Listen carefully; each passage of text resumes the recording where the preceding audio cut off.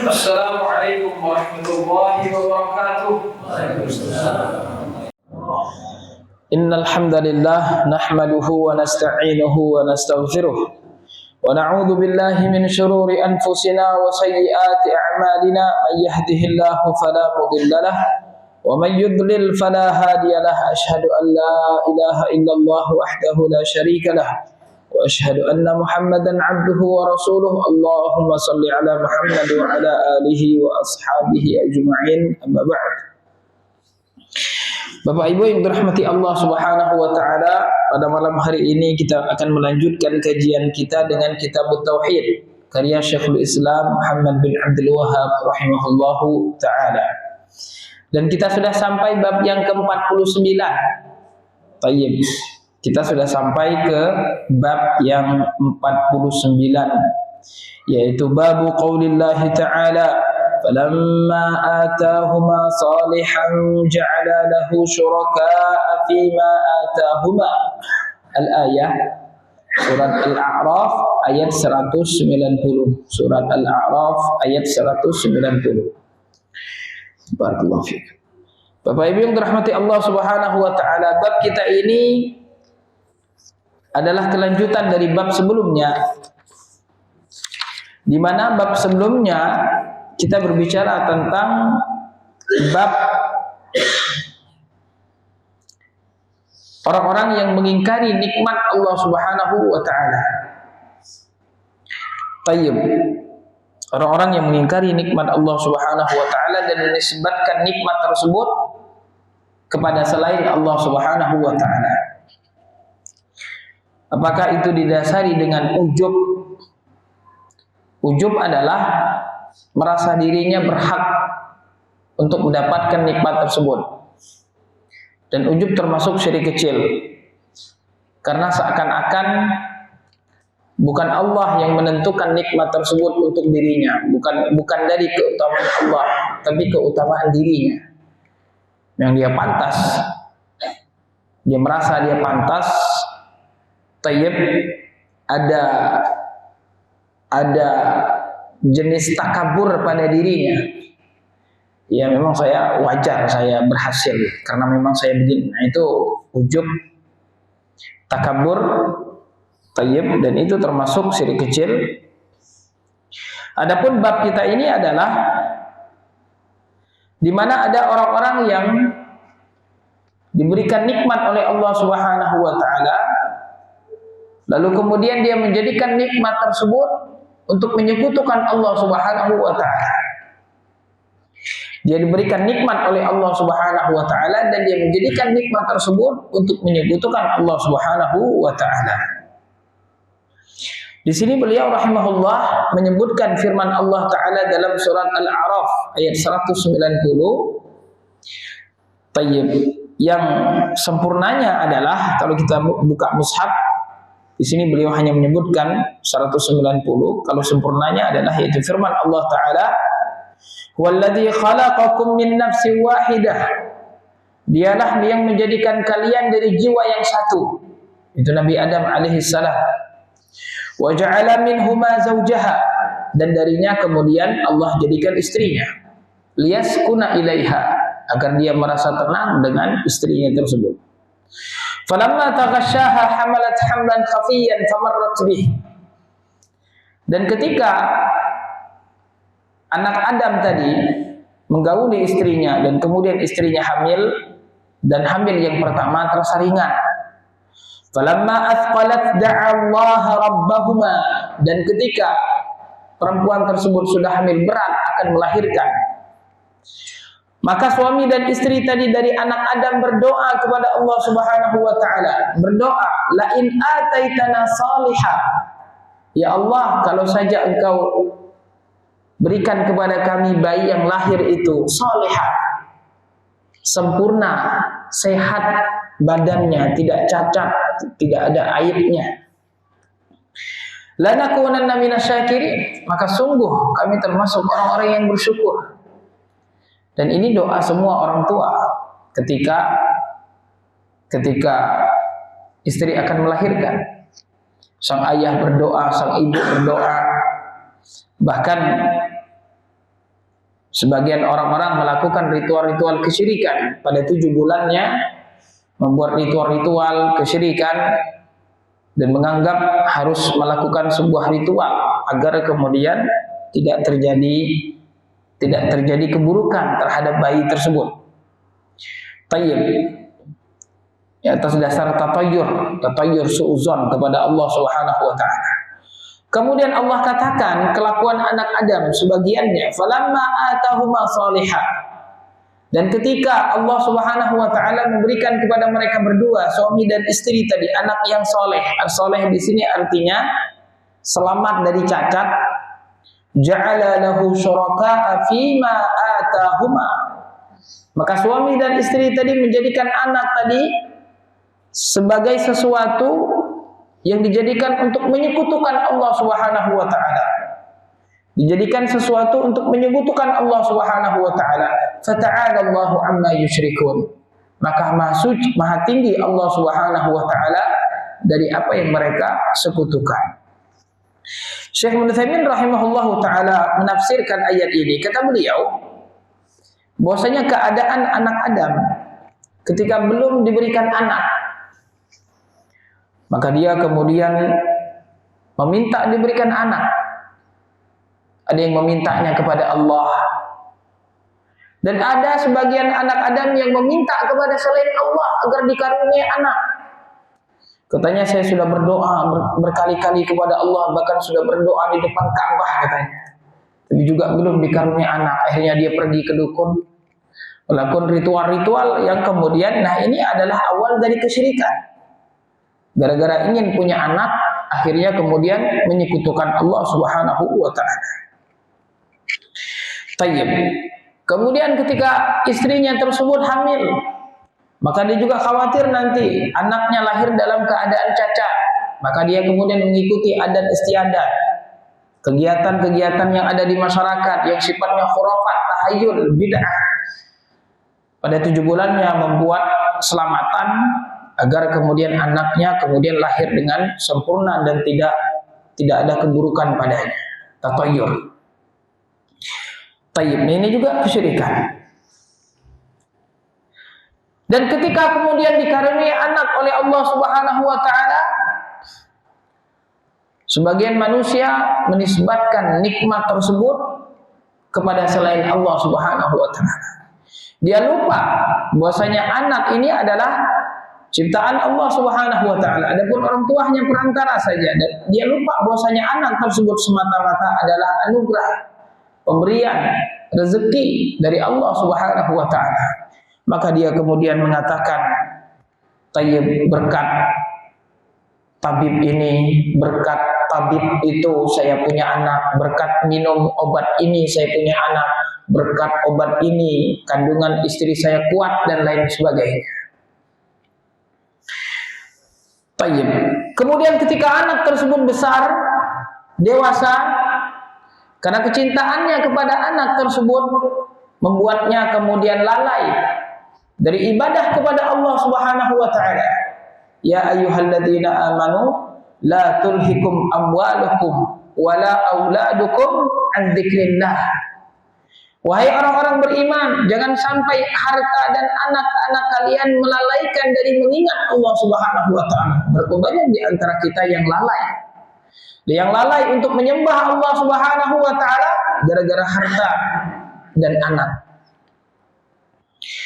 Dan lebih parah lagi adalah ketika kita kemudian bermaksiat kepada Allah Subhanahu wa taala, membuat Allah Subhanahu wa taala murka, dan kita tahu itu hanya untuk menyenangkan anak. Maka sang ayah karena cintanya kepada anak rela kemudian melakukan dosa, melakukan perbuatan buruk, bahkan melakukan kezaliman terhadap orang lain, melakukan kezaliman terhadap harta orang lain, hanya gara-gara untuk membuat anaknya senang.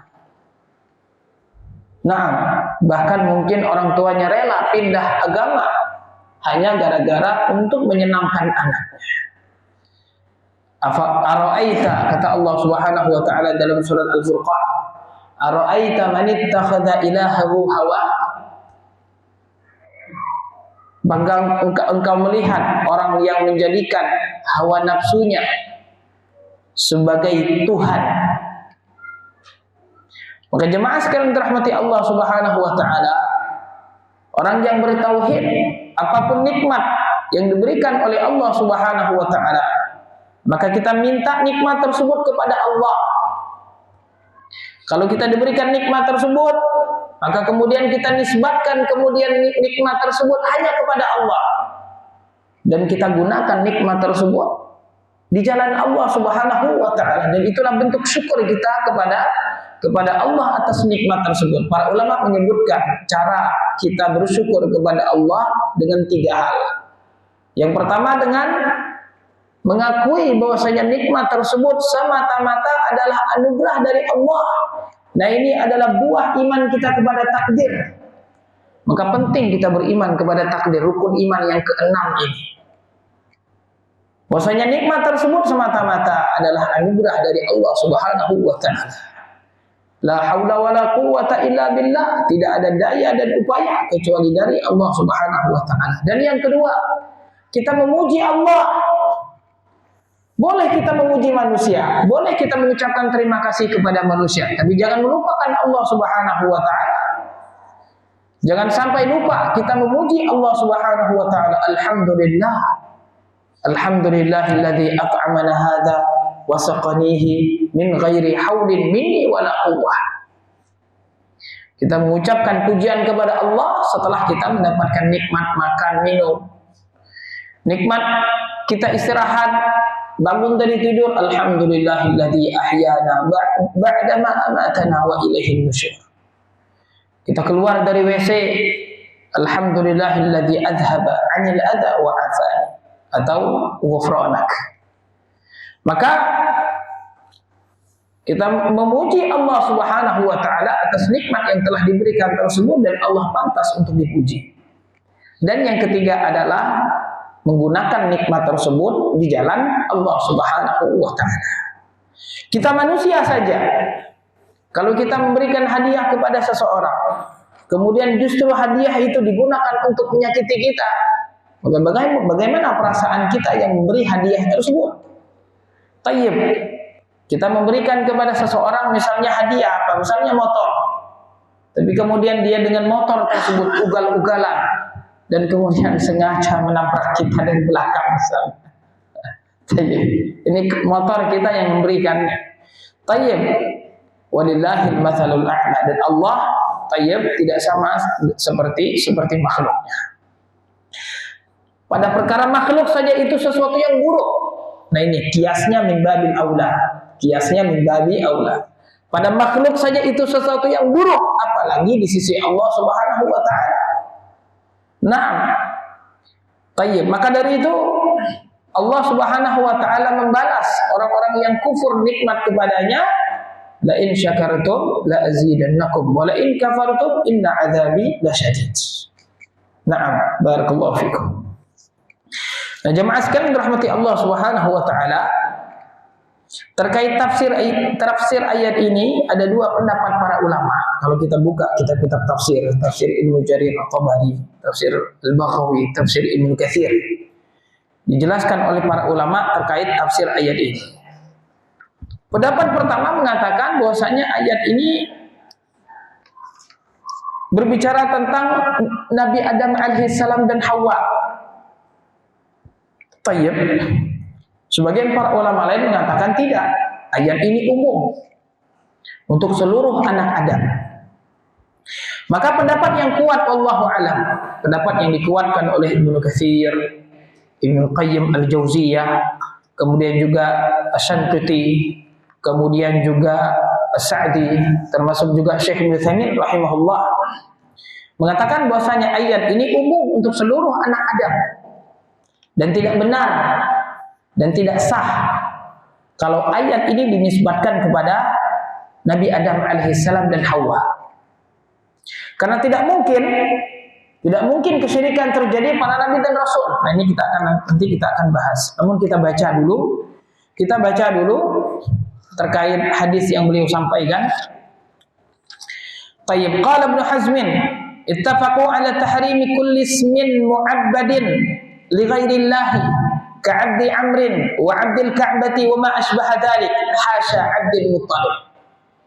Kata Ibnu Hazm, para ulama sepakat tentang haramnya menisbatkan, menyandarkan kata Abdul kepada selain Allah. Itu tidak boleh. Abdul Husain, Abdul Nabi, Abdul Rasul. Ka'abdi Amr wa 'Abdul Ka'bah, seperti Abdul Amr, hambanya si Ammar atau hambanya Ka'bah, wa ma asbaha dzalik, atau lain sebagainya. Hasya 'Abdul Muttalib, kecuali Abdul Muttalib. Ini kata Ibnu Hazm. Kata Ibnu Hazm, para ulama sepakat haramnya menisbatkan, menyandarkan kata Abdul kepada selain Allah kecuali Abdul Muttalib.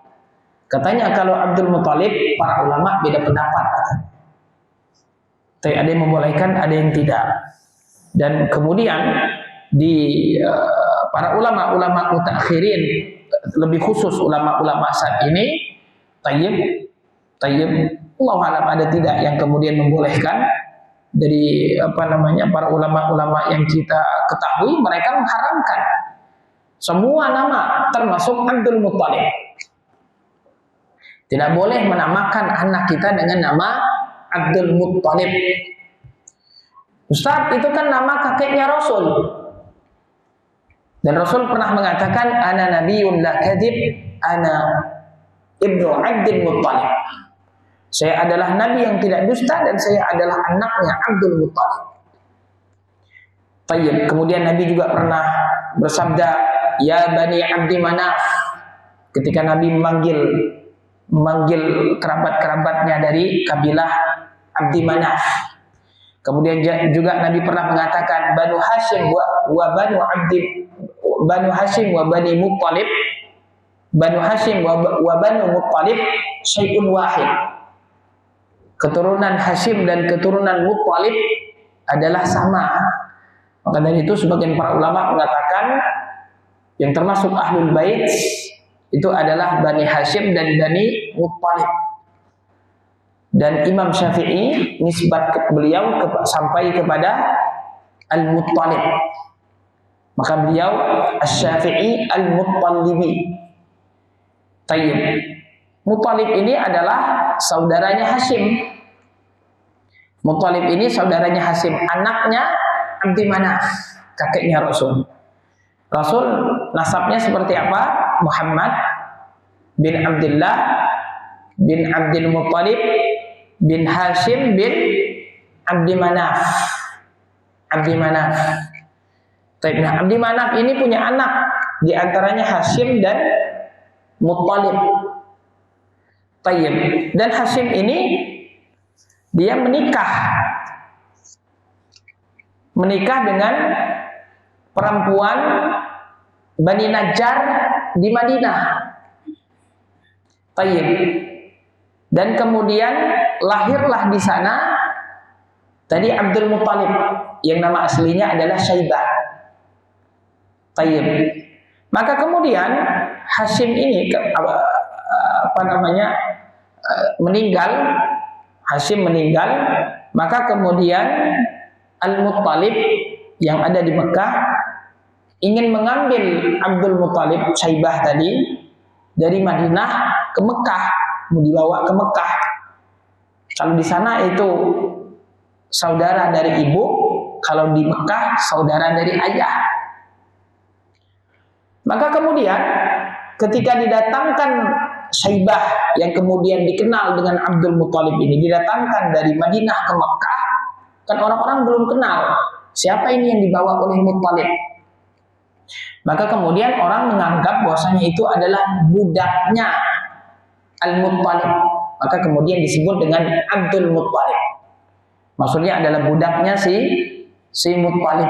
Karena panasnya dari Madinah ke Mekah yang membuat kulit menjadi panas, maka kemudian beliau dianggap atau dikira dia adalah budaknya Al-Muttalib. Maka kemudian beliau dikenal dengan Abdul Muttalib. Kalau nama aslinya adalah Syaibah.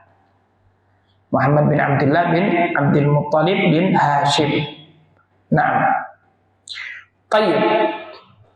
Dan para ulama mengatakan tetap saja tidak boleh menamakan anak kita dengan nama Abdul Muttalib, dan semua nama selain Allah.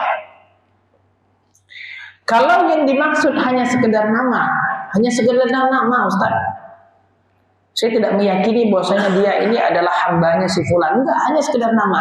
Itu syirik kecil. Syirik kecil. Tapi kalau yang dimaksud itu adalah si fulan itu adalah hamba, yaitu mengabdi dan beribadah kepada si fulan, maka itu hukumnya syirik besar. Taib, ala ayhan tidak boleh. Karena secara lafaz saja itu tidak boleh. Kata abdun ini mengandung makna hamba dan juga mengandung makna budak. Tetapi juga mengandung makna hamba. Maka kemudian tidak boleh dinisbatkan, disandarkan kepada selain Allah. Karena kita semua kita adalah hamba Allah. Dan inilah yang disebut dengan ubudiyah. Tayyib, bahkan semua makhluk di alam semesta ini adalah hamba Allah. Semua makhluk di alam semesta ini adalah hamba Allah. Kata para ulama, ubudiyah itu ada dua. Ubudiyah, penghambaan kepada Allah itu ada dua. Yang pertama adalah ubudiyah ammah, dan yang kedua adalah ubudiyah khassah. Ubudiyah ammah, sebagaimana yang Allah Subhanahu wa taala katakan dalam surat Maryam, in kullu man fis samawati wal ardi illa atir rahmana abda. Sesungguhnya semua yang di langit dan yang di bumi, mereka semua datang kepada Allah Subhanahu wa taala abda sebagai hamba. Tayyib, apa makna hamba di sini? Hamba di sini adalah siapa yang diciptakan oleh Allah dan siapa yang berada di bawah kekuasaan Allah Subhanahu wa taala. Karena hamba itu berada di kekuasaan tuannya. Maka tidak ada di alam semesta ini yang keluar dari kekuasaan Allah, siapapun dia. Mau dia hamba muslim, maupun dia hamba kafir, maupun dia hamba yang lemah, maupun dia kelihatannya kuat, semuanya di bawah kekuasaan Allah Subhanahu wa taala. Ini disebut dengan ubudiyah ammah. Adapun ubudiyah khassah adalah ubudiyahnya, ibadahnya orang-orang beriman. Wa ma khalaqtul jinna wal insa illa liya'budun. Ibadah khassah yang kita betul-betul mengabdi kepada Allah, menyembah Allah Subhanahu wa taala, sujud dan rukuk kepada Allah Subhanahu wa taala, dan tidak menyekutukan Allah Subhanahu wa taala dengan apapun. Nah, ini ubudiyah khassah. Nah, maka jamaah sekalian dirahmati Allah Subhanahu wa taala, jadi sepakat antara para ulama tidak boleh kemudian menamakan seseorang dengan nama Abdul Muttalib, Abdul Manaf.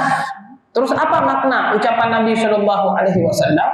Kata para ulama, ucapan Nabi Shallallahu Alaihi Wasallam tersebut itu min babil khabar, dari sisi pengabaran. Nabi mengabarkan sesuatu yang telah terjadi. Bahwasanya ada orang yang namanya Abdul Muttalib, ada orang yang namanya Abdul Manaf. Maka ini tidak termasuk kesyirikan. Haki syirki laisa musyrikan. Orang yang mengisahkan sebuah kesyirikan, maka dia bukan musyrik, karena hanya mengisahkan saja, hanya menyebutkan. Dan bukan berarti kemudian menyepakati. Ya, karena memang beliau itu dikenal sebagai Abdul Muttalib dulunya. Tayyib, dulunya memang dikenal dengan Abdul Muttalib, kakeknya memang dikenal dengan Abdul Manaf. Memang seperti itu. Tayyib, tetapi bukan berarti Rasul membolehkan menisbatkan kata Abdul kepada selain Allah Subhanahu wa taala. Dan Rasul juga pernah mengatakan ta'isa Abdud Dinar, ta'isa Abdud Dirham. Ta'isa Abdud Dinar, hamba dinar dan hamba dirham. Tayyib. Dan bukan berarti Rasul kemudian membolehkan seseorang menamakan dirinya Abdud Dinar dan Abdud Dirham. Barakallahu fikum. Nah, di sini beliau menyebutkan terkait perkataan Ibnu Abbas, kata beliau, wa 'an Ibni Abbas fil ayati qala lamma taghashaha Adamu hamalat fa'atahuma iblisu. Jadi ketika Hawa hamil, maka kemudian iblis datang. Tayyib, iblis. Faqala inni sahibukum alladhi akhrajtukuma minal jannah. Saya dulu adalah orang yang menjadi penyebab kalian keluar dari surga. La tu'tiyanni aw la aj'alanna lahu qarnai ayil. Tayyib, berikan kepadaku anak tersebut. Tayyib, atau saya akan menjadikan anak tersebut memiliki, jadi dari anak itu nanti akan keluar tanduk di dalam perut. Ketika dia janin, katanya keluar tanduk yang akan merobek perut Hawa. Fayakhruju min batniki fayashukkuhu wala af'alanna yukhawifuhuma. Maka iblis tadi menakut-nakuti Adam dan Hawa. Samiya Abdul Harith, kata iblis, namakan anak itu nama Abdul Harith. Dikatakan bahwasanya Harith ini adalah nama iblis sebelum dia dilaknat oleh Allah Subhanahu wa taala. Sebelum dilaknat oleh Allah Subhanahu wa taala namanya Harith. Nah, jadi jangan ngasih nama Harith. Di sini ada yang namanya Harith? Enggak ada ya, insyaallah. Itu konon katanya nama iblis sebelum dia dilaknat. Tapi ada dua sih, ada Harith, ada Haris. Kalau Harith pakai sa itu tadi nama iblis, tapi kalau pakai sin Haris itu artinya penjaga. Haris, harasa yahrusu, Haris. Harisu itu ya penjaga, misalnya Harisu sijen, penjaga penjara. Harisul bab, penjaga pintu. Itu Haris pakai sin. Tapi kalau pakai Harith, tadi disebutkan Syekh Shalih Al Fauzan, itu nama iblis sebelum dia dilaknat. Dan ketika dilaknat, kemudian dia dinamakan dengan iblis. Iblis itu dari kata ablasa yublisu iblas, yang artinya berputus asa. Dia berputus asa dari rahmat Allah Subhanahu wa taala. Maka kata iblis tadi, samiya Abdul Harith fa'abaya au yu'tiyahu fa kharaja mayitan. Maka awalnya diceritakan ini, dan ini adalah Israiliyat kata Ibnu Abbas. Cerita Israiliyat. Namun para ulama yang menyebutkan kisah ini, tayyib, mereka mengatakan kesalahan yang dilakukan Adam ini bukanlah kesyirikan katanya, tapi sebuah kemaksiatan. Tayyib, sebuah kemaksiatan atau disebut dengan syirkut ta'ah. Artinya ada seseorang kadang dia mentaati seseorang, tapi bukan berarti dia menyembah seseorang tersebut. Misalnya ada orang yang mengancam kita. Ayo kita mabuk. Ya enggak, mabuk. Tayyib. Ayo mabuk, kalau enggak saya bunuh. Tayyib. Atau ayo mabuk, ntar saya kasih uang. Tayyib misalnya. Maka dia mentaati si fulan itu. Tayyib. Di sini bukan berarti dia menyembah si fulan, tapi dia mentaati si fulan tersebut dengan bermaksiat kepada Allah Subhanahu wa taala. Nah, para ulama yang mengatakan ini pada Adam dan Hawa, ini katanya bukan kesyirikan, bukan syirik yang kemudian syirik besar, bukan. Tapi syirik kecil yang merupakan syirik ketaatan, kemaksiatan kepada Allah, dan itu pun pendapat lemah. Pendapat yang sahihnya adalah ayat ini umum untuk seluruh anak Adam. Maka dari itu Syekh Ibnu Utsaimin rahimahullah menyebutkan alasan-alasan kenapa ayat ini bukan untuk Adam dan Hawa. Dan beliau membantah pendapat tersebut. Kata beliau, "Annahu laisa fi dzalika khabarun sahihun 'anil Nabi sallallahu alaihi wasallam." Tidak ada khabar yang sahih yang mengatakan bahwasanya ayat ini untuk Adam dan Hawa. Cerita Israiliyat. Cerita Israiliyat ini cara kita menyikapinya, tayyib, yang pertama, kalau dia sesuai dengan Al-Quran dan Sunnah kita terima. Kalau tidak sesuai dengan Al-Quran dan Sunnah kita tolak. Kalau kita tidak tahu ini sesuai atau tidak, maka kita tawakuf.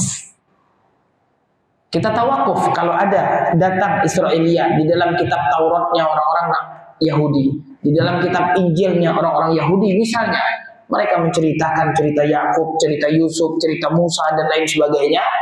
Israiliyat, cerita-cerita mereka. Maka kita tidak membenarkan dan juga tidak mendustai. Kalau itu tidak ada nas, tidak ada keterkaitannya dengan nas kita Al-Quran dan Sunnah. Kalau bertentangan dengan Al-Quran dan Sunnah, tentu kita tolak. Kalau sesuai dengan Al-Quran dan Sunnah, kita terima. Tayyib. Tapi kalau tidak ada keterangan muwafaqah atau mu'aradah, dia sesuai atau bertentangan, maka kita tidak membenarkan dan juga tidak mendustai, tapi kita tawakuf. Dan syariat kita sudah cukup dengan apa yang didatangkan oleh Nabi Muhammad SAW dan tidak butuh kita Israiliyat. Tayyib. Cuma kadang memang banyak tafsir-tafsir kadang yang penuh dengan Israiliyat. Lalu itu banyak para ulama kemudian yang memilah dan memilih tafsir-tafsir yang ini Israiliyat, ini bukan Israiliyat. Ya karena memang cerita-cerita tentang adab ini di semua agama, Yahudi dan Nasrani. Cerita tentang Nabi Ibrahim, Yahudi dan Nasrani. Cerita tentang Nabi Musa, Yahudi dan Nasrani. Cerita tentang Nabi Isa, tayyib. Maka kadang bercampur-campur. Maka kita kemudian memilah dan memilihnya. Tayyib. Yang pertama, tidak ada dalil yang sahih, tidak ada sanad yang sahih. Yang kedua, tayyib. Yang kedua, annahu law kanat hadhihi al-qissatu fi Adam wa Hawa, lakana haluhuma imma an yatuba min asy-syirki aw yamuta alayhi. Tayyib. Kata beliau, kalau cerita ini pada Adam dan Hawa, kata beliau, maka pasti kita akan dapatkan kelanjutan ceritanya. Tidak sampai di sini saja. Apa kelanjutan ceritanya? Kelanjutan ceritanya adalah Adam dan Hawa bertobat dari kesalahan tersebut. Sebagaimana Allah menyebutkan taubatnya Nabi Adam dan Hawa ketika makan buah yang terlarang. Tayyib, ketika makan buah terlarang. Tayyib, Allah Subhanahu wa taala menyebutkan taubatnya Adam dan Hawa dan di sini tidak ada disebutkan. Tayyib. Kemudian kata Syekh Ibnu Taimiyah rahimahullah, di padang mahsyar nanti yang pertama kali didatangi oleh manusia adalah Nabi Adam alaihissalam, meminta kepada Nabi Adam agar memohon syafaat kepada Allah agar menyelesaikan perkara mahsyar ini. Maka Nabi Adam alaihissalam menyampaikan uzurnya, malu, sungkan untuk meminta syafaat kepada Allah Subhanahu wa taala karena pernah berdosa, karena pernah bersalah, makan sesuatu buah yang dilarang oleh Allah Subhanahu wa taala. Nah, kalau saja ini terjadi ayat ini untuk Nabi Adam dan Hawa, maka tentu yang lebih utama lagi adalah yang disebutkan Adam, bukan uzur makan buah yang terlarang tersebut, bukan itu justru yang disebutkan. Ada yang lebih besar dari itu kalau ini benar. Yang lebih besar dari itu apa adalah kesyirikan. Seharusnya Adam menyebutkan, saya telah melakukan kesyirikan misalnya. Bukannya memakan buah yang terlarang tersebut. Tayyib. Maka tayyib. Kemudian kata Syekh Ibnu Taimiyah lagi, annal anbiya'a ma'sumuna minasyirki biittifaqil ulama. Bahwasanya para nabi dan rasul ma'sumuna minasyirki, mereka maksum dari kesyirikan. Maksum dari kesyirikan ya akhi. Mereka sudah dijamin surga oleh Allah Subhanahu wa taala. Maksum dari kesyirikan. Bittifaqil ulama, sepakat semua para ulama. Tayyib. Kemudian juga di dalam cerita ini kata beliau terdapat kisah syaitan mengancam Adam dan Hawa akan mengeluarkan tanduk dari perut bayi, dari kepala bayi tersebut agar merobek janin Hawa. Tayyib. Maka secara akal pertama, Adam dan Hawa ketemu musuhnya yang kedua kalinya misalnya. Apalagi tadi iblis mengatakan saya adalah orang dulu yang pernah mengeluarkan kalian dari surga. Kita gimana sih kalau kita ketemu dengan orang yang dulu pernah mencelakakan kita, yang menipu kita, yang menyebabkan kita turun dari surga misalnya, yang menyebabkan kita dipecat di perusahaan, menyebabkan kita ini itu hancur keluarga kita, dan kemudian dia datang lagi untuk menggoda kita, merayu kita, apakah kita percaya? Sulit untuk percaya. Tayyib. Apalagi kemudian dia mengancam dengan sesuatu yang tidak ada yang bisa melakukannya kecuali Allah. Tidak masuk akal kalau Adam alaihissalam percaya iblis bisa mengeluarkan tanduk dari itu. Tidak mungkin Nabi Adam alaihissalam percaya, karena hal tersebut tidak ada yang bisa melakukannya kecuali Allah. Tapi maka cerita ini jauh dari kesahihan. Naam. Tayyib. Kemudian ditambah lagi, ini dalil yang kuat juga. Tayyib. Di dalam ayat tersebut, di akhir ayat tersebut, fata'ala Allahu amma yusyrikun. Fata'ala Allahu amma yusyrikun. Maha suci Allah Ta'ala dari apa yang yusyrikun. Yusyrikun. Itu kalau kita lihat dhamirnya adalah dhamir waw jamaah. Yusyrikun waw jamaah. Banyak. Berarti bukan Adam dan Hawa saja. Tayyib. Kepada siapa berarti ayat ini? Kepada anak keturunan Adam dan Hawa. Jadi bukan untuk Adam dan Hawa. Naam. Tayyib. Maka kata beliau, fahadhihil wujuhu tadullu ala anna hadhihil qissata batilatun min asasiha. Kata beliau, dari sisi-sisi ini bahwasanya kisah ini batil, tidak benar dinisbatkan kepada Nabi Adam alaihissalam, wa annahu la yajuzu an ya'taqida fi Adam wa Hawa an yaqa'a minhuma syirkun bi ayyi halin min al-ahwal. Tidak sah dinisbatkan kesyirikan kepada seluruh para nabi termasuk Nabi Adam dan Nabi Adam alaihissalam. Nah, barakallahu fikum. Jemaah sekalian dirahmati Allah Subhanahu wa taala. Tayyib. Nah, ini kita lanjutkan tadi. Tayyib. Fa abaya an yu'tiyahu fa kharaja mayitan. Ini kita bacakan saja karena sudah terlanjur kita bacakan, karena memang ini kenapa kemudian banyak disebutkan oleh para ulama, karena terdapat di dalam tafsir Ibnu Jarir At-Tabari. Karena terdapat di dalam tafsir Ibnu Jarir At-Tabari, tafsir klasik.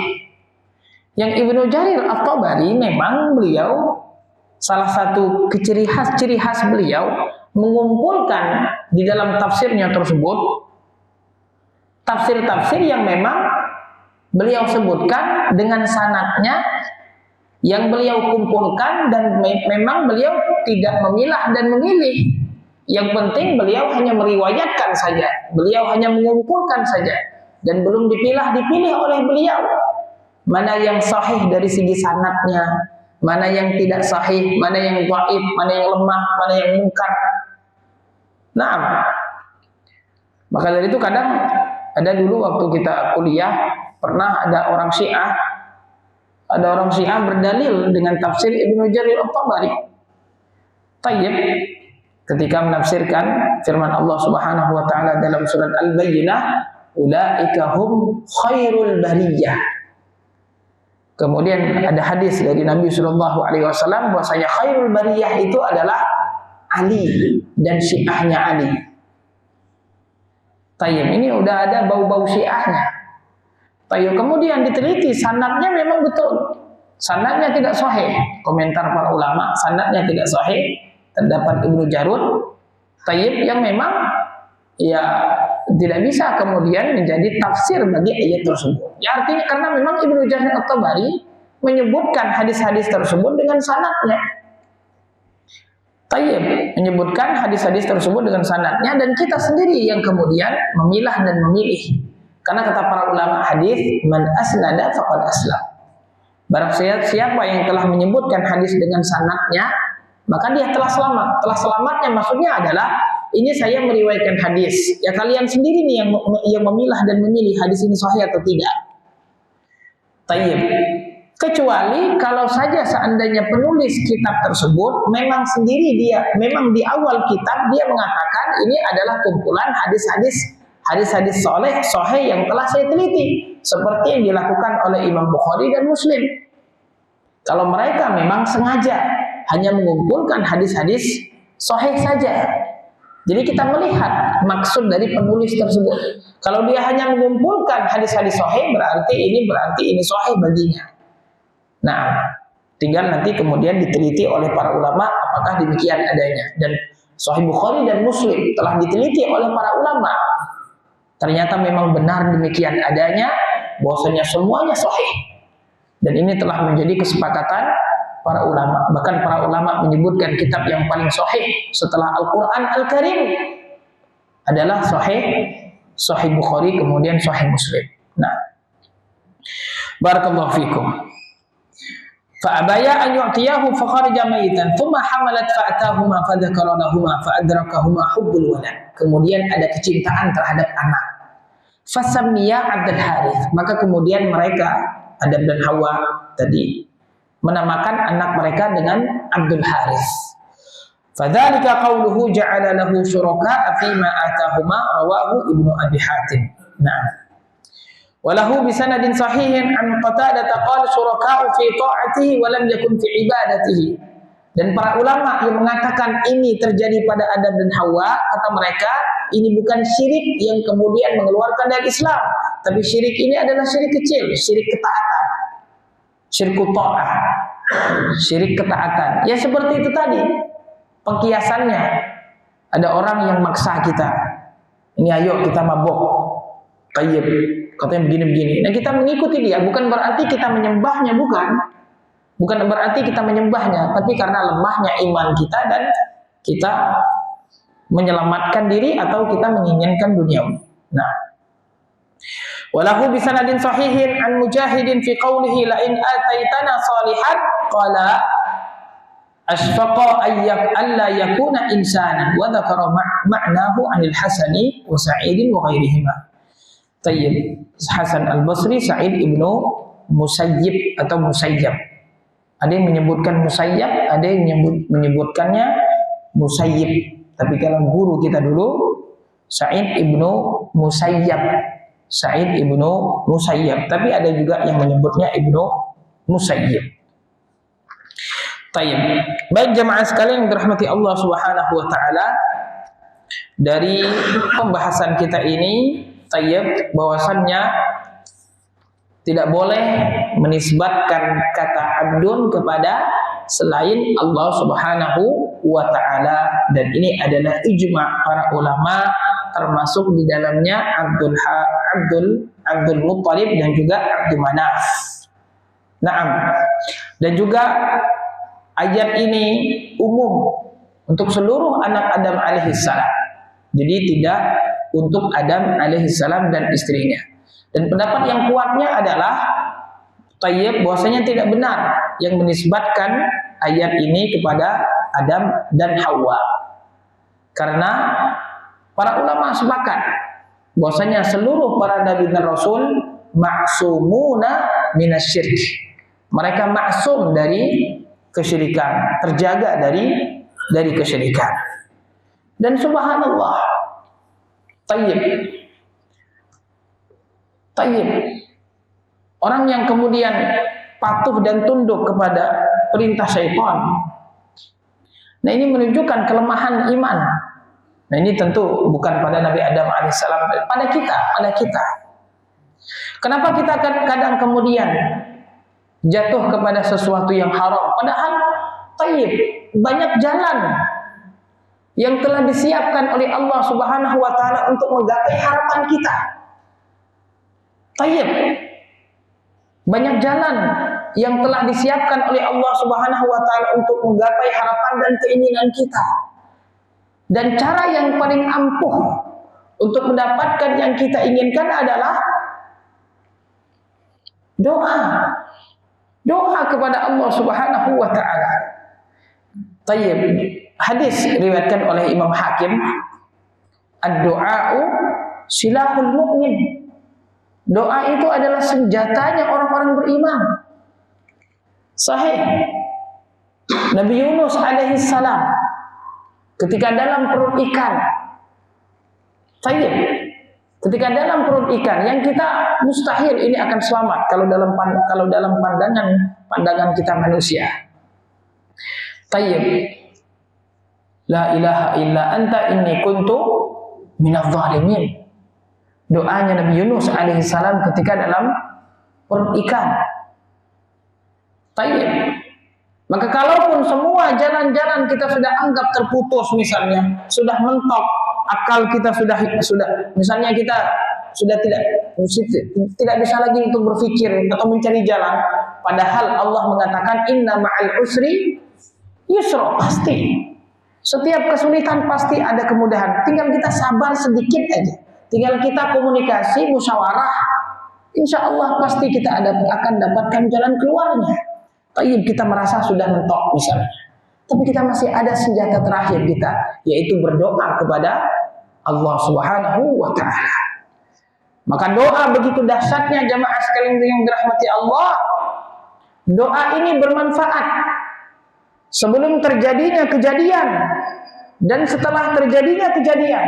Maka dari itu kata Nabi sallallahu alaihi wasallam, la yuraddul qada'u illa du'a.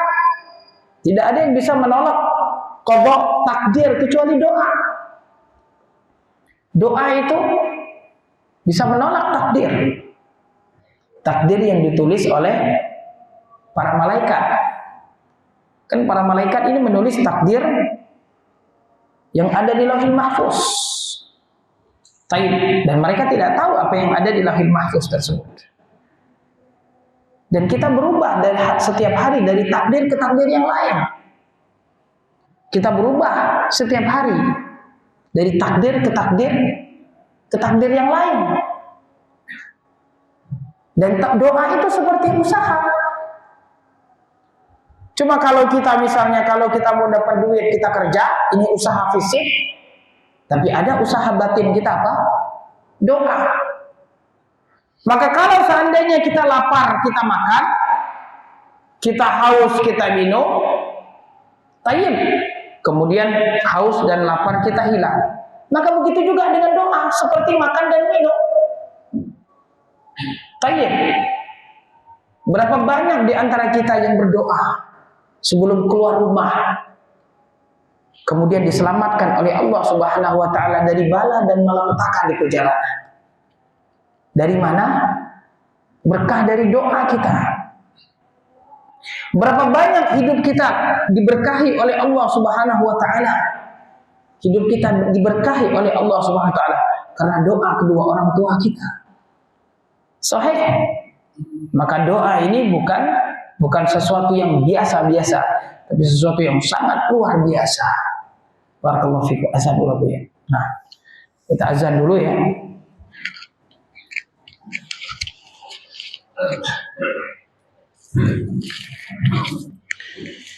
Bismillah, walhamdulillah, wassalatu wassalamu ala rasulillah wa ala alihi wa ashabihi wa mawalah ma ba'du. Tayyib. Berapa menit kita sisanya?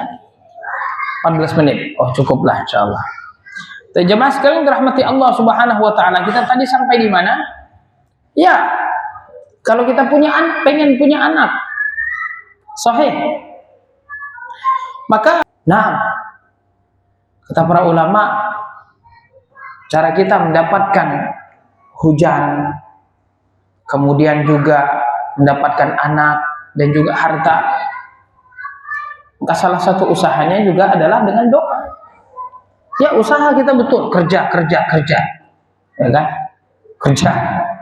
Tapi juga jangan lupa doa. Sahih. Allah Subhanahu wa taala marah Ketika kita tidak berdoa kepada Allah Subhanahu wa taala, ya orang yang tidak berdoa kepada Allah ini orang sombong. Seakan-akan dia mampu untuk mendapatkan yang dicita-citakan tersebut dengan sendirinya. Seakan-akan dia tidak butuh Allah. La haula wala quwwata illa billah. Ya akhi, tidak ada daya dan upaya kecuali dari Allah Subhanahu wa taala. Maka Anda yang ingin punya anak, Anda yang ingin kaya, Anda yang ingin sukses dan lain sebagainya, usaha. Tetapi jangan lupa doa. Jangan sampai nanti usaha ketika gagal baru kemudian ya Allah. Kenapa tidak dari awal? Kenapa tidak dari awal berdoa kepada Allah Subhanahu wa taala? Naam. Tayyib. Subhanallah, doa ini memang betul-betul ajib. Doa ini memang betul-betul ajib. Kita tahu bahwasanya doa ini diantara ruqyah, diantara obat. Kata Ibnu Qayyim rahimahullah taala dalam Ad-Da' wad Dawa. Beliau menyebutkan di awal-awalnya tersebut penyakit itu ada dua, ada penyakit hissi dan ada penyakit maknawi. Penyakit hissi itu penyakit badan kita, panas, demam dan lain sebagainya. Penyakit maknawi, penyakit hati kita. Penyakit hati kita. Dan obat yang pertama yang beliau sebutkan adalah Al-Quran. Wa nunazzilu minal Qur'ani ma huwa syifa. Al-Quran itu betul-betul obat, kata beliau. Tidak ada sesuatu yang diturunkan oleh Allah Subhanahu wa taala lebih bermanfaat dan lebih agung sebagai obat daripada Al-Quran. Tayyib, ada sahabat yang meruqyah orang dengan surat Al-Fatihah. Secara tiba-tiba orang tersebut sembuh, seakan-akan tidak ada yang terjadi padanya sebelumnya. Seakan-akan tidak ada yang terjadi padanya sebelumnya. Sembuh, hilang penyakitnya tersebut. Sahih. Tayyib. Doa, dan diantaranya kata beliau, diantara obat juga adalah doa. Doa. Apalagi doa kita tersebut, kata beliau, memenuhi unsur-unsurnya. Ada 3 unsur, kata beliau, agar doa kita dikabulkan oleh Allah Subhanahu wa taala. Yang pertama, doa kita itu memang adalah doa yang bermutu, doa yang berkualitas. Doa yang bermutu, doa yang berkualitas. Sahih. Ibarat kata beliau, seperti kita menarik anak panah. Kita menarik anak panah. Kalau kita menarik anak panahnya lemah, ya nggak sampai anak panahnya. Tapi kalau anak panah tersebut kita betul-betul tarik, kata beliau, insya Allah, kata beliau, sampai. Ini kita kadang berdoa saja kita nggak serius masalahnya. Apalagi doa-doa yang banyak di masyarakat yang hanya sekedar pengisi acara. Acara yang kelima adalah doa, ya kan?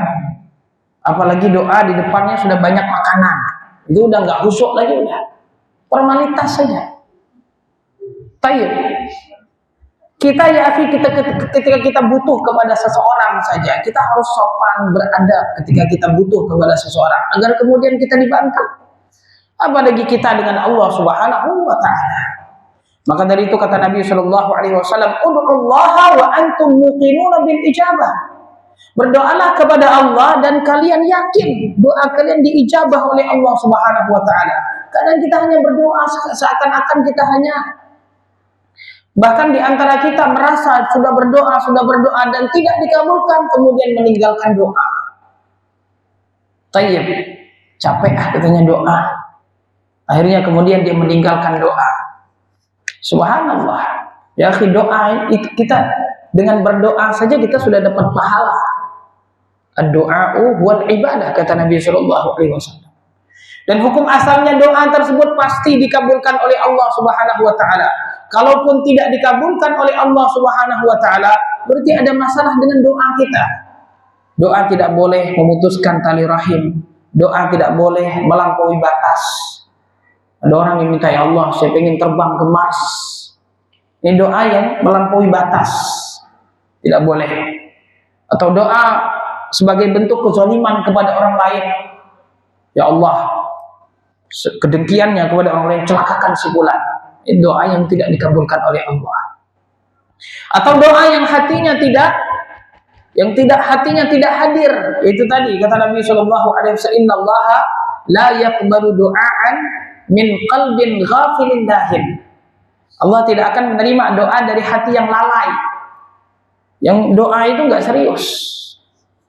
Dan Nabi sallallahu alaihi wasallam, "Alidzu bidzal jalali wal ikram," kata Nabi sallallahu alaihi wasallam. Kalau kita berdoa itu gunakan doa-doa yang memang diajarkan oleh Nabi sallallahu alaihi wasallam. Tayyib, sebutkan ya dzal jalali wal ikram, ya hayyu ya qayyum, bertawassul dengan nama-nama Allah Subhanahu wa taala. Cari waktu-waktu yang mustajab. Sepertiga akhir malam ketika sujud, sebelum salam, pada hari Jumat setelah asar, antara azan dan iqamah. Nah, waktu-waktu yang mustajab. Cari tempat-tempat yang mustajab. Di padang Arafah, ketika tawaf, keliling tawaf, ketika kita berada di Bukit Safa dan Bukit Marwah, ini juga adalah tempat-tempat yang mustajab untuk berdoa. Sahih. Tayyib. Dan kemudian bersihkan badan kita dari penghalang-penghalang doa. Hadis Nabi sallallahu alaihi wasallam, ada seseorang yutilus safara